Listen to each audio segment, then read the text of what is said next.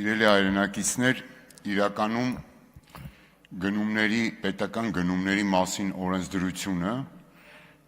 էական կարևոր հանրային նշանակություն ունի, որովհետև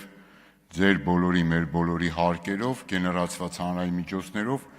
պետությունը պետք է իրականացնի գնումներ, որ ծառայեցնի նաև հանրության շահերին։ Եվ այս նաև իշխանության կողմից բազմիցս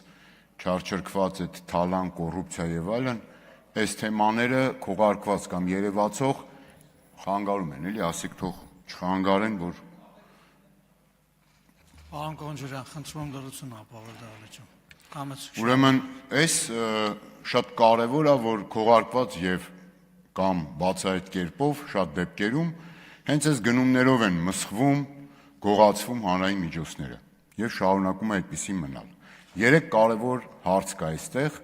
որ որքան էլ օրենսդրություն բերեն տեխնիկական հարցեր լուծեն, այս խնդիրները շարունակում են մնալ։ Գործընկերս ասեց, մեկ անձից գնում կամ առանց մրցույթով գնում, հանրության մեջ ասած, եւ վերեցին օրենսդրություն փոխեցին նաեւ անհապաղ գնումների փոփոխությամբ, որ վիճակագրությունը այդքան վատ չերևա, որտեղ իրենց օրոք ըստ էության սիրելի հայրենակիցներ թրիչկաձև աճում էր մեկ անձից գնումը։ Ձևը արդեն գտել էին օրինական եղանակով,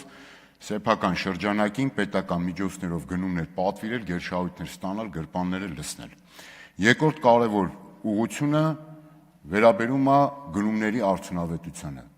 Տեսեք, որևէ մեկը այս իշխանությունից այդպես էլ չանդրադարձավ այդ հարցերին, որ շատ էլ որ ընթացակարգը պահել են այդ գնումն իրականացնելու իմաստով, բայց օրինակ ասենք քաղաքապետարանը